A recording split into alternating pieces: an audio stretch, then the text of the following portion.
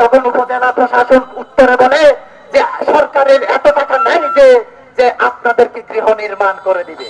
কেন সরকারের টাকা কেন দিবে ভাই? সরকার কি সরকারের টাকা নিয়ে চলে? সরকার বাংলাদেশের 20 কোটি মানুষের জনগণের ট্যাক্সের টাকাই চলে। আমরাই তো সরকার, আমাদেরকে নিয়েই তো সরকার, আমাদেরকে বাদ দিয়ে আবার কিসের সরকার? এই সরকার আবার কার দরকার?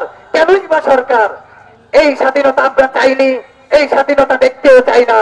24-এর গণঅভ্যুত্থানের রক্ত স্বাধীনতা মাননীয় প্রফেসর মোহাম্মদ ডক্টর ইউনূসের নেতৃত্বের যে বাংলাদেশ এগিয়ে যাবে, সেই বাংলাদেশ হতে হবে বৈষম্য মুক্ত, সেই বাংলাদেশ হইতে হবে সকলের সম অধিকার, সেই বাংলাদেশ হতে হবে সকলের ন্যায্য অধিকার, সেই বাংলাদেশে সকলের কথা বলার অধিকার থাকতে হবে, সেই বাংলাদেশের প্রশাসন এমপি, ডিসি, ওসি, মেয়র, উপজেলা চেয়ারম্যান এবং রিকশাওয়ালা সবার মানবাধিকার ক্ষেত্রে একই কাতারে সারিবদ্ধ থাকতে হবে।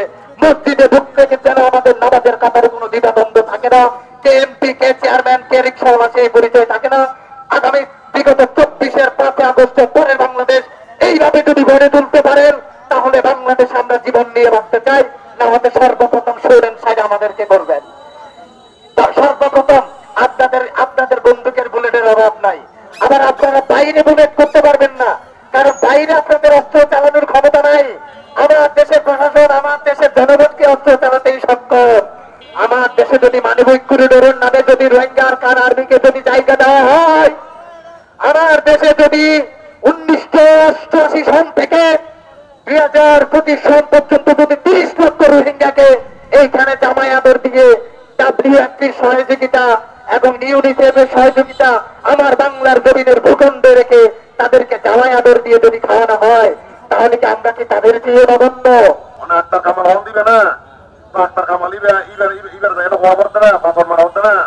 ওই আটটা কামাল ভাই অনলাইন মানব বন্ধ হল, অনলাইন দীর্ঘদিনের কমিশনার ঘটনা বুঝান, হার গরম মতো হবুয়া কুয়াশা আছে, হারম মতো হজরে চলে আছে, খাদ্য পানি হজ আছে, অনেক পানি বেশি বেশি খ্রিস্টদের ইনবেকির অনেক জানন।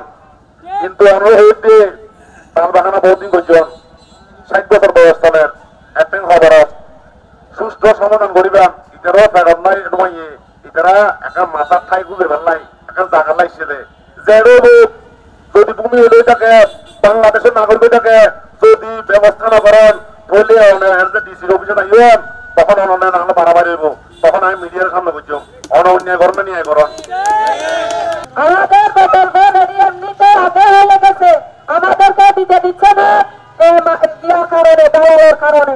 দালালের আমাদের পুরস্কার আপনার বদলবে, আমাদের কতগুলো নিয়ে গেছে সেই পরিবার।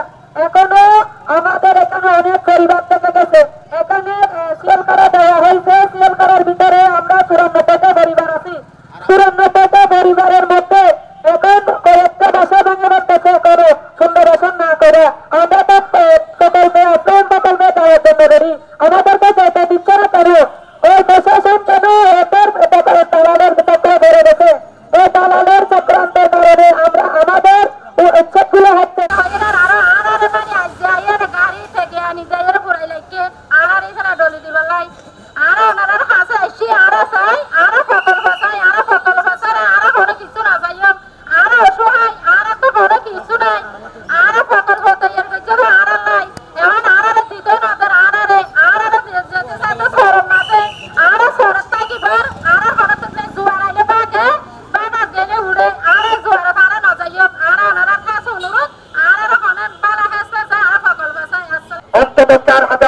পরিবারের দুর্নীতিগ্রস্ত মহাদুর্নীতিগ্রস্ত যে তালিকা রয়েছে, এইখানে আমরা সুদৃষ্টভাবে পরিকল্পিতভাবে দেখেছি অন্তত 1300 পরিবার সেখানে বহিরাগত তালিকা রয়েছে।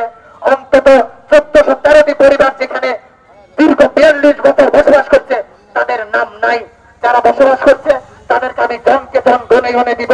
যদি সেটা দিতে না পারি, মাননীয় জেলা প্রশাসক মহোদয়, মাননীয় উপজেলা প্রশাসক মহোদয়, মাননীয় অ্যাসিলেন্ট মহোদয়, সকলকে আপনাদের মূল্যবান সময় নষ্ট করে আপনাদের মাঠ প্রাঙ্গণে এসে আপনাদেরকে উদ্দেশ্য করে কথাগুলো বলতে হয়, কারণ অনেক সময় জ্বর উঠলে তিতা ট্যাবলেটও খাওয়া লাগে। আপনারা আজকে আছেন কালকে থাকবেন না, আপনারা কিন্তু আজকে আছেন কালকে থাকবেন না। অতীতে কতজন রুহুল আমিন সাহেব থেকে ডিসি এলো গেল, মাঝখানে আলী হোসেন জিএলও কেটে গেল, কিন্তু কেউ থাকে নাই। ছিলাম, আমরা আছি, আমরাই থাকবো চিরন্ত এবং চিরকাল মৃত্যুর আগ পর্যন্ত থাকবো। যে এলাকা ছেড়ে দিয়ে আপনাদেরকে দিয়ে চলে আসার জন্য প্রস্তুতি নিয়েছি, সেখানে আমার নানার কবর আছে, দাদার কবর আছে, ফুফুর কবর আছে, চাচুর কবর আছে, ৬ সপ্তাহ রাসের মায়াও ত্যাগ করে